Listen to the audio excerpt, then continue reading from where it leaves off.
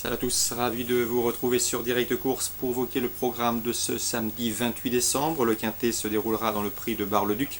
Une épreuve de bonne facture, on a fait le plein de partants dans cette compétition puisqu'ils seront 20 au départ de cette rencontre, 10 au premier échelon, autant au second avec des chevaux que l'on connaît bien en pareille société. Voici ma sélection. J'ai placé en tête le numéro 6, Thé de Chine. Le cheval reste sur plusieurs places d'honneur en fournissant à chaque fois de bonnes valeurs. Il sera déféré des 4 pieds pour cet objectif. Il dépend de l'entraînement du très en forme Jean-Luc Claude Versoir. Il est bien engagé au premier échelon. Bref, il constitue à mon avis une base de jeu tout indiquée. Je lui poserai le numéro 20, Rue de Léroux, qui n'est autre que le tenant du titre de cette épreuve. Un cheval que l'on connaît bien et qui possède une pointe de vitesse finale très acérée. Il lui faut toujours bénéficier d'un bon parcours caché. Quand c'est le cas, il est capable de finir très vite sur 300-400 mètres.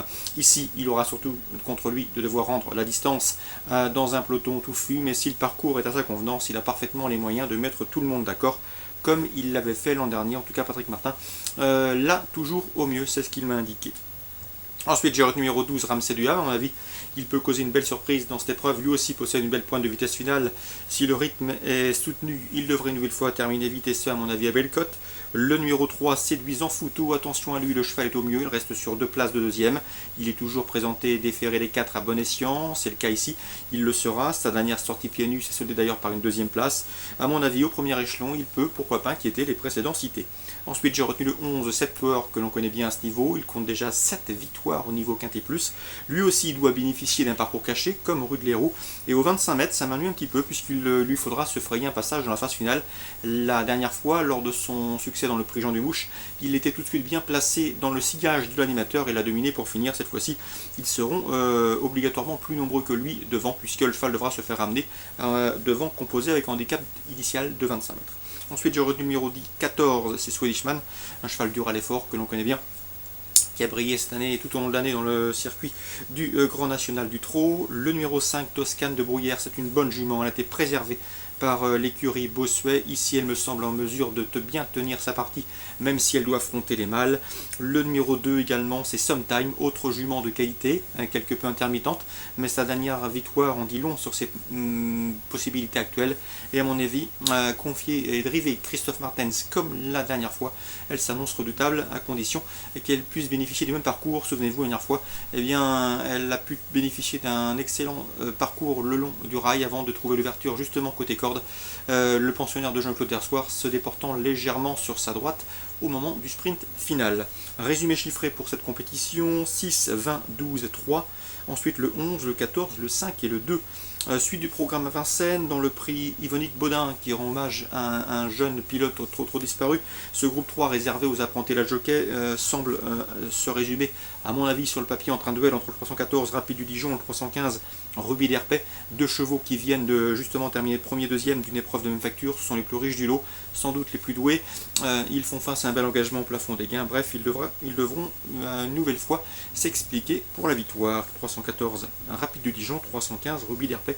Attention également au 311 Toré Crépin, qui possède une belle vitesse de base, mais a également prouvé qu'il avait de la tenue. Il vient de terminer 4ème de cette course référence et peut, pourquoi pas, compléter le podium. 314, 315, 311. Dans la 7ème, je vous conseille le 706, Huron du CB, qui s'entend bien avec Marie Bakchiche, qui vient d'ailleurs de la mener au succès. Cette jument est en retard de gain, à elle de le prouver dans cette course, une nouvelle fois, qui semble à sa portée. Le 706, Huron des CB. À Pau en Réunion 2, je vous conseille le 201, c'est Sherlock qui vient de s'imposer justement sur ce cross palois. Le cheval a de la marche sur le cross, à mon avis il peut être dirigé ensuite sur les meilleurs, en tout cas face aux meilleurs et face au cadre de la discipline sur ce cross palois. Ici, il trouve une nouvelle fois une belle occasion de se mettre en évidence. Attention toutefois au 204, c'est Sacré Tiépi, autre protégé d'Emmanuel Clayeux qui entraîne justement Sherlock. Sacré Tiépi qui sera confié à Jonathan Plouganou. Sherlock, ce sera David Cotin, un match dans le match entre ces deux pilotes qui se battent depuis le début de l'année pour le titre à la Cravache d'Or 2013. Le 205, Pouf de rire, entraînement Jérôme Follin.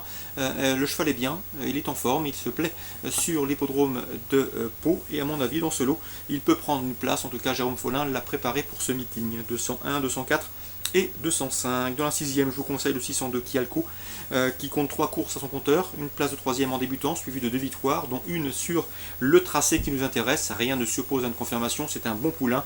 Philippe Pelletier devrait une nouvelle fois se faire plaisir avec lui. En tout cas ici, le cheval trouve une belle occasion de lutter pour les premières places, le 602 Kialco. Dans la 7e, une belle épreuve. Souvenez-vous, Thierry de Laurière m'avait indiqué dernièrement que le 703 Foudre du Péco, c'était une jument qui sortait de l'ordinaire. Elle l'a prouvé puisqu'elle reste sur 3 victoires consécutives, dont 2 sur le steeplechase. C'est une jument, à mon avis, d'exception. Et dans ce genre de catégorie, elle a de la marge. Je la pense donc capable de poursuivre sa moisson victorieuse, le 703 Foudre du Pécos. L'opposition, sans doute le 701 Violon de Bréjou et le 707 Hydrogène, respectivement affichés premier et deuxième d'une épreuve de même facture en début de mois sur le parcours qui nous intéresse, sur les 3007 du steeplechase de Pau. Et une nouvelle fois, ces chevaux devraient pouvoir s'expliquer pour les premières places. Résumé chiffré, 703, 701, 707, c'est pour Pau. Course ciblée à Pau, justement, la deuxième, la 6e et la 7e. À Pau, c'est 201, 204, 602 et 703, 1 et 7. Voilà pour les informations de ce samedi. Très bon jeu à tous et rendez-vous demain pour une nouvelle émission.